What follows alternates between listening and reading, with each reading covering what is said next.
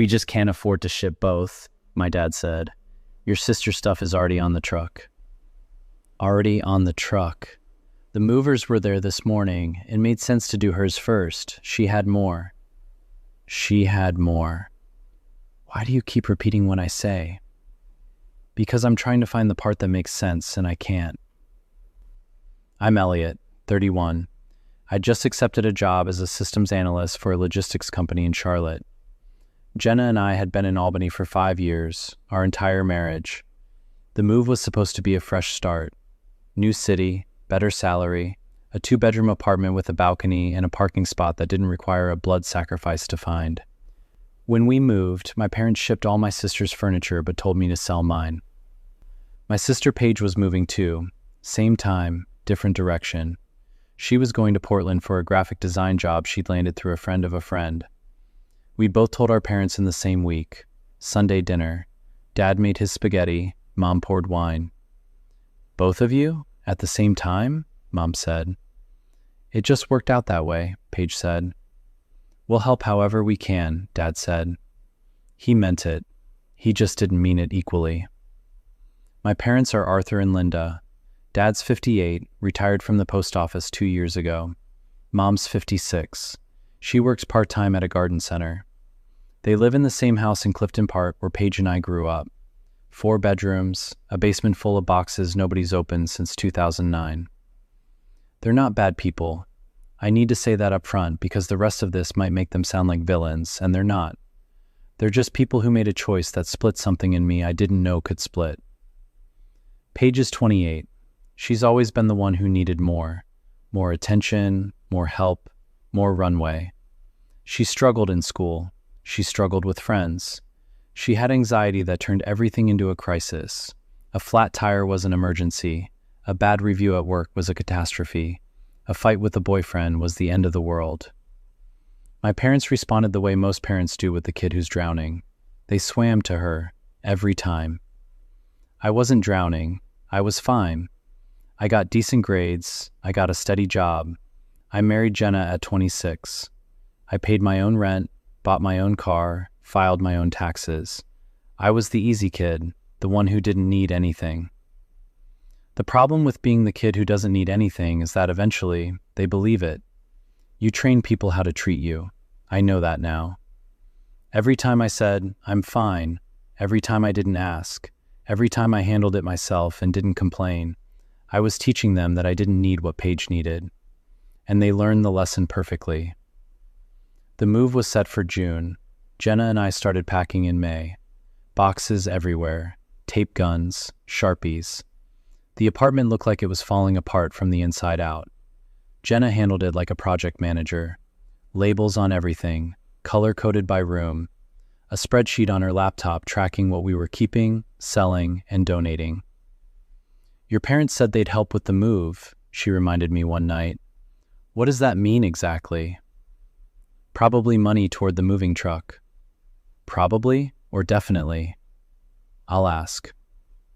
I called Dad the next morning. Yeah, we've been looking into it, he said. Moving costs are wild. We got a quote for Paige's stuff. Her apartment's bigger. She's got that sectional, the bedroom set, the desk. Right.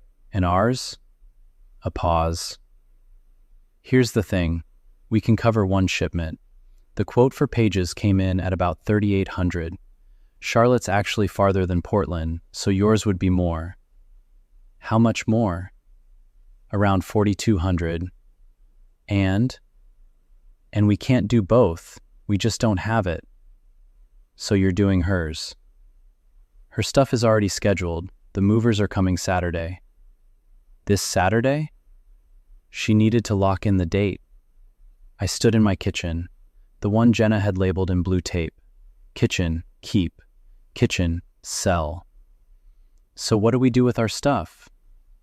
Sell what you can. Start fresh down there. You and Jenna are good at that. You always land on your feet. You always land on your feet. 5 words. He said them like a compliment. They landed like a verdict. Jenna took it worse than I did. Or maybe she just took it out loud, which I couldn't do. Are you kidding me? She was pacing the bedroom. They're paying $4,000 to ship her sectional, And we're supposed to sell our couch on Facebook Marketplace? I know. Your parents co-signed her car loan, Elliot. They didn't co-sign ours. I know. They paid her security deposit in Portland. Did they offer us anything for Charlotte? They said they'd help with groceries the first month. She stopped pacing. Groceries. Jenna, no, I'm done being understanding. This isn't about money. This is about who matters more. That's not, it is, and you know it. You've known it your whole life. You just won't say it. She sat on the bed. Our bed. The one we'd have to sell. Her eyes were red, but she wasn't crying. She was past crying. She was in the place where the tears dry up, and what's left underneath is harder than tears. I'm not mad at your parents, she said quietly. I'm mad at you. Me? You're going to call your dad back and say okay. You're going to sell the couch and the table and the bed and tell yourself it's fine, and you won't say a word, because you never do. She was right. That's the worst part. She was completely right. Some fights between married people aren't really about the thing. They're about the pattern the thing belongs to. And Jenna had been watching this pattern for 5 years, waiting for me to see it, and I kept telling her the wallpaper was fine while the wall behind it rotted. I started selling our stuff the following week. The couch went first, then the dining table, then the bookshelf Jenna had refinished herself, sanded and painted sage green over a weekend, while I handed her brushes and played music on the speaker. A woman came to pick it up. She ran her hand along the top. This is beautiful. You're sure you want to sell it? We're moving. You could ship it. Yeah, we could. Jenna watched from the hallway. She didn't say anything. She went back into the bedroom and closed the door. My first week in Charlotte, I started the new job. The office was in a glass building near Uptown. Everyone seemed competent and slightly caffeinated.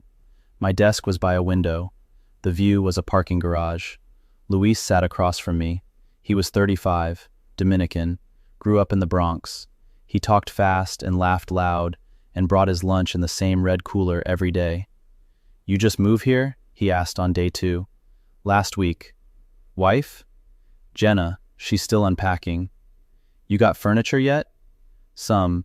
Air mattress, folding chairs, a card table. He looked at me. Card table? We're working on it. My cousin's got a couch he's trying to get rid of. Not pretty, but it works. I'll take it. He studied me for a second. You got people here? Family? No, just us. All right, you got me then. He said it casually, like it wasn't anything. But it was. When you're emptied out, your apartment, your furniture, your faith in the people who were supposed to help carry the weight, one person saying, you got me, can feel like a roof over your head. The hardest thing about moving isn't the boxes or the miles. It's realizing that the distance you traveled from your old life is also the distance between who you were and who you're becoming. 3 weeks in, my mom called, late, 9:30 on a Tuesday. She never called that late. How's the apartment? She asked. Empty. What do you mean? I mean, we sold our furniture, Mom, like Dad told us to. Quiet. We're eating on a card table. Jenna's been sleeping badly because the air mattress deflates every night. We have one lamp. I didn't know it was that bad.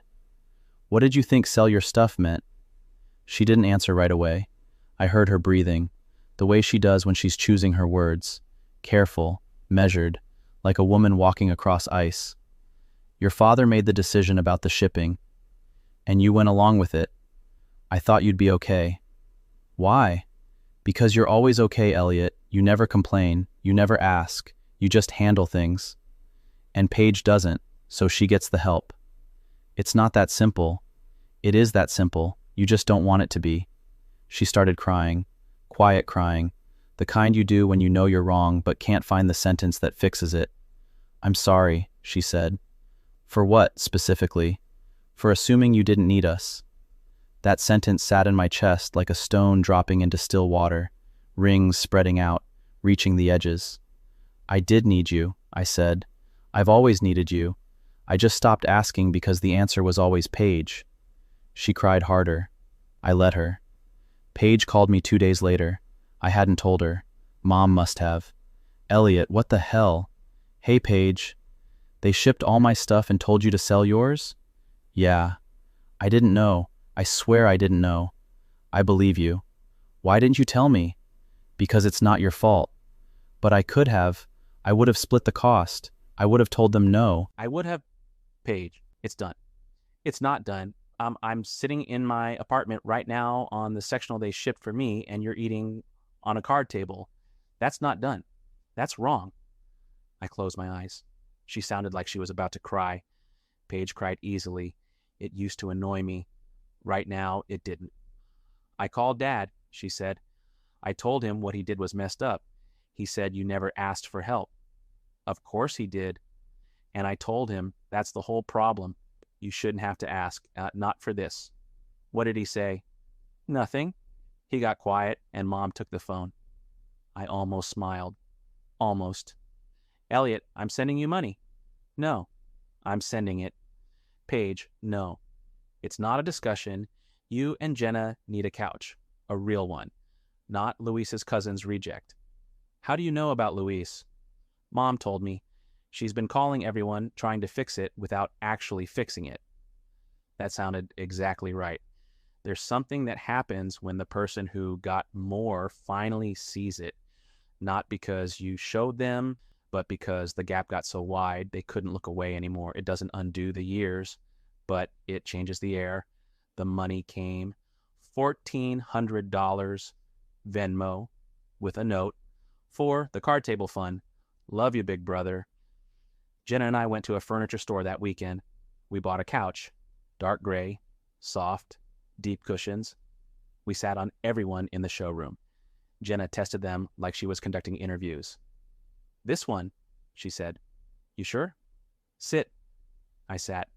Now close your eyes. I closed them. Can you see yourself falling asleep here on a Sunday? Yes. Then this one. Since Luis came over that Friday, he brought beer and a rotisserie chicken, and his girlfriend Val, who brought a salad and a candle that smelled like vanilla. This place is clean, Val said, looking around. It's easy to keep clean when you own nothing, Jenna said. They laughed. We ate the chicken at the card table. 4 people on folding chairs. The candle flickered in the middle. The couch sat behind us like a throne in an empty kingdom. So, when's the rest coming? Luis asked. We're starting over, I said, piece by piece. Nothing wrong with that, he said. My family came here with 2 suitcases. My mom still talks about the first table they bought. Took them 6 months. Was it worth it? Every table after that was just furniture. That first one was proof. I looked at Jenna. She was eating chicken with her fingers, salad on a paper plate, folding chair, 1 lamp, and she looked more at home than she had in months. Dad called on a Saturday in July, 5 weeks after the move. I was on the balcony. Charlotte was hot, the kind of hot that sits on your shoulders. Elliot, Dad, I owe you an apology. I didn't say anything. I let him sit in it. I told myself you'd be fine because you always are, but that's not. Your mother and I talked. Paige called. Everyone's been. He stopped, took a breath. I made a choice, and it was the wrong one. I treated you like you didn't need what your sister needed, and that's not fair. It was never fair. It wasn't. I know, and I'm not going to make excuses. I just want to know if we can move forward. I don't know, Dad. Okay, I'm not saying no. I'm saying I don't know. I need time. Take whatever you need. I also need you to understand something. What? I'm not the easy kid. I never was. I was just the kid who stopped asking. He was quiet for a long time. I could hear the TV in the background at his house, some game on, normal life happening around a conversation that was anything but. You're right, he said, and I'm sorry I didn't see it sooner. Yeah, me too. We hung up. I stayed on the balcony. The sun was going down, orange light on the parking lot. Not beautiful, exactly, but warm. Jenna came out with 2 glasses of iced tea. She handed me one, sat in the other folding chair. Your dad? Yeah. How was it? He apologized. A real one? Real enough. She sipped her tea. I sipped mine. I'm sorry too, I said. For what? for making you watch me get walked on for 5 years and pretending it didn't bother me, for telling you it was fine when it wasn't, for not fighting for us the way you needed me to. She looked at me, long and steady. You're fighting now? She said. Is it too late? You're asking the woman who sat on an air mattress for 3 weeks without complaining. You complained a lot. Okay, yes, but I stayed. I laughed. She laughed. The iced tea was too sweet. The folding chairs were uncomfortable. The apartment behind us was still mostly empty, but the couch was there and the card table and the one lamp and the two of us on a balcony in a city where nobody knew our history, building something that belonged only to us. Dad's apology didn't erase the years. Paige's money didn't fill the gap. Mom's tears didn't undo the silence. But somewhere between the brown couch I sold in Albany and the gray one sitting in my living room in Charlotte, I learned that forgiveness isn't a door you walk through once. It's a road, and you don't have to walk it fast. You just have to be willing to stay on it. I was willing, not sure, not healed, but willing. That was enough for now.